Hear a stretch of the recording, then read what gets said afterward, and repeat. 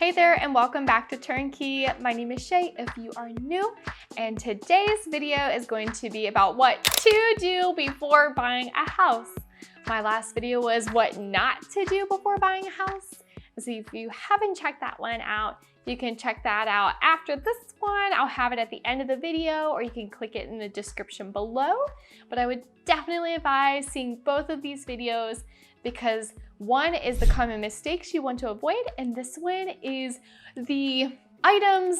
These are kind of like, I'm always making an analogy, the vitamins to your body that make you feel better or that push you forward. This is the things that you want to intake into your mind and put into action so that you can make the process of buying a house better, easier, smoother, seamless, all of the above. There's usually something that pops up along the way in the journey, but your realtor's there to always take care of you. But these things are out of their control and totally in your hands, in your control.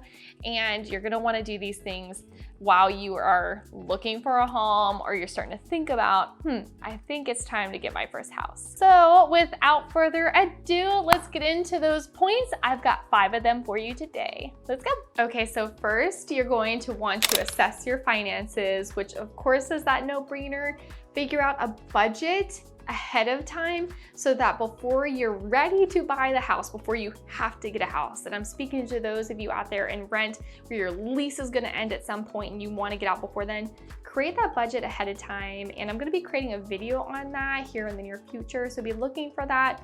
But also within that budget, so we're going to be thinking about how much money do we need to put to the side to save for our down payment as well as our closing costs, which is dependent on how much the house is going to cost, what that price point is going to be, which you can start looking on Zillow as well as Realtor, just online at what price points of homes are in your local area. And you can even reach out to a realtor and lender ahead of time. I need to say this so clearly, you do not have to be ready today, next month, in 6 months to buy a house to talk to these experts. We are here to help guide you along the way and give you a heads up so you can better plan your budget. And with that, a lender will be able to also help you know how much you need to save for closing as well as your down payment. And they're also going to talk to you about your debt to income ratio. So pay off as much debt as possible, as well as work on your credit. Even if you have good and great credit, always be trying to find ways to increase that. It's going to give you better interest rates when you go to officially get pre-qualified with a lender. With that, side note, I want you to know that you can get pre-qualified now, which is just you providing information, not documentation, to a lender so that they can get a roundabout idea of where you are now, and then they can tell you where these things now need to be in however long you have till you want to buy a house, and give you that gap of where you are and where you want to go. That is the point of the budget, assessing your finances to figure out the budget of where you are now and where you need to be. You might even be surprised that you're closer than you think. So assess your finances. All right, as discussed in point number 1, this is now point number 2, and it's saving for a down payment. I kind of briefly covered talking to a lender about how much you should save. And the reason being is that different types of loans are going to require different amounts of money to put down, and we can talk in percentages. So for a first-time home buyer, a lot of the time they use an FHA loan, and you're gonna need 3.5% of the total home price as a down payment. For conventional, it's gonna be a range between like 3 to 20, and it really depends on the lender. So again, you need to talk to a lender to see and browse around lenders to see what all the options are, because you might be able to get a home sooner rather than later if you don't have to save for such a big down payment, such as 20%. Now, there are pros to saving more money and trying to put down 20%, because once you put down 20% of the total cost of a home, you avoid something called PMI, which is an insurance on top of your mortgage per month that we just kind of throw it all together and say, oh, this is my mortgage, but it can take off a couple $100s per month once you have put officially 20% down on a home. So if you can do that from the get-go, that means that your mortgage per month will be cheaper. But if you can't, that's totally okay. Lenders are very flexible with not only different types of loans, but also there's a lot of state housing programs out there that assist with down payment. Here in South Carolina, we have a couple of them dependent on employment, but also just if you live here, they can be up to $8,000 to $10,000, which is incredible. So just keep those percentages in mind when you start looking online at houses and what the general cost of a home will be in your area. You would want to save around 3 to 3.5% to 20%. The more the better, meaning the cheaper your mortgage. But again, reach out to me, reach out to a realtor in your area, reach out to lenders. They'll better guide you specifically for you and your interests in your current financial situation. So the third thing that you want to do before you buy a house, and this is the fun part, is to not only look at the beautiful new homes that are on the market, but also research the local neighborhoods and communities. I recommend, highly recommend areavibes.com. I have always enjoyed using that website even before I moved to Charleston. It showed me a lot of the reviews for not only the community, but also the amenities, the weather, the school districts, crime rates, things like that I know are very important to every home buyer out there. So check that site out. And I want to also push you to think about where you're going to be working and the commute times, and get on Google Maps and see what commute is like at the time that you would have to leave.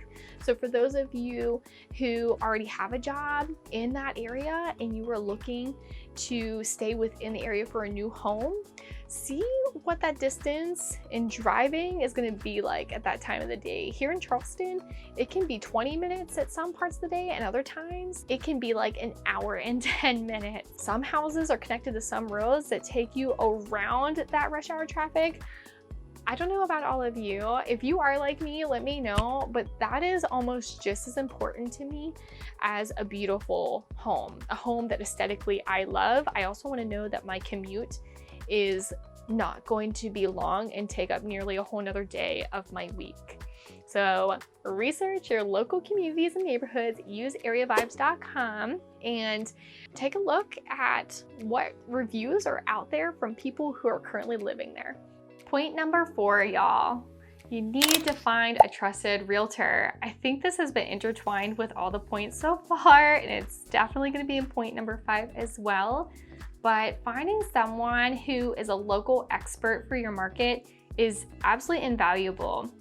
And I say trusted realtor because this is a very new and fragile and vulnerable time, and those feelings just dissipate and go away when you have someone that you can rely on and trust. He or she will be able to find the right properties for you, negotiate the best deals for your best interests in mind.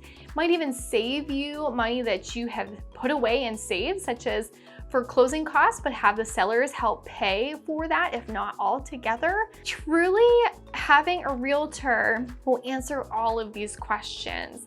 It's just like when you go to the doctor versus looking on Google to figure out what your symptoms mean.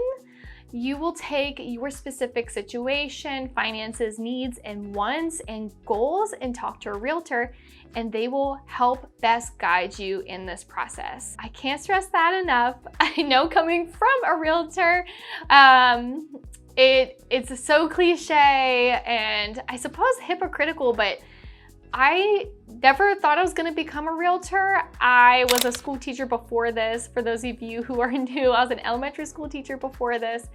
And my realtors before I became one myself, oh my goodness. Not only did they become friends, I feel like they become family members. Knowing what's on your heart and your mind and where you're going, where you are now. Truly, a trusted realtor will care for you before, during, and way after the process, and check in on you and see how you're doing. Yeah, keep that in mind. Find yourself a trusted realtor. It's truly invaluable. All right, and lastly, number 5, a great way to close this out, because we started with number 1 talking about the budget and knowing how much money we needed to have so that we could get pre-approved for the amount we want. So that's number 5.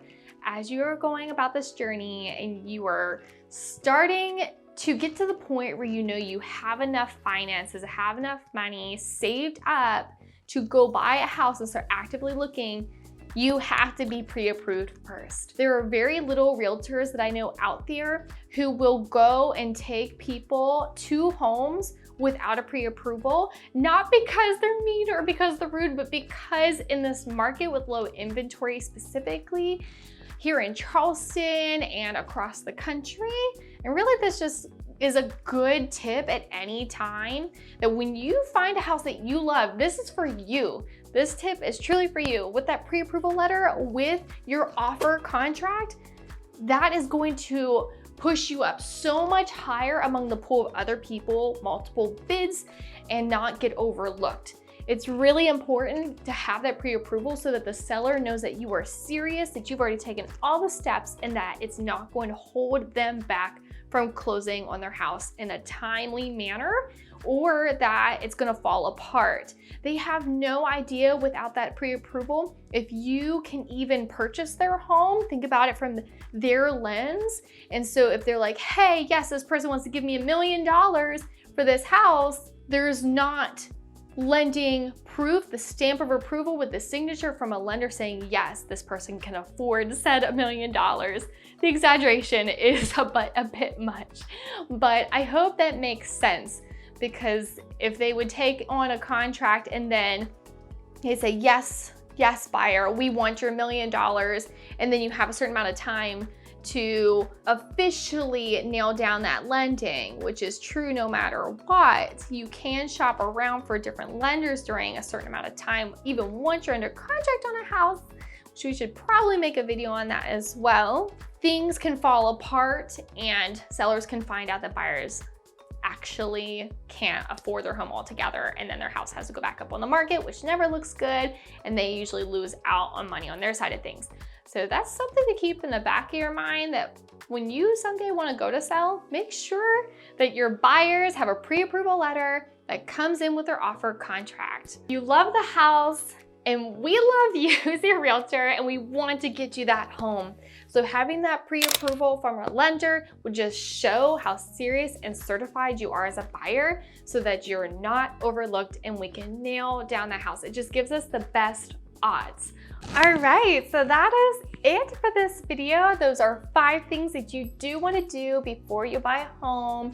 If you know someone else who is also thinking about buying their first home, please give this a share. If you are that person, give it a save. If you have any questions, please write them in the comments down below. I'll be happy to reach out to you. Feel free to reach out to me directly to my email, which is also down below. Connect with me on Instagram. I love to get to know you.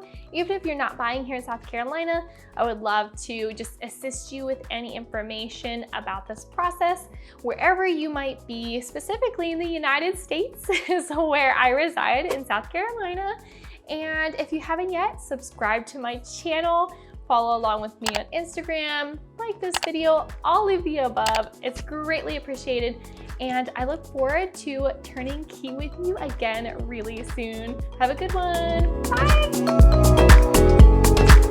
Bye.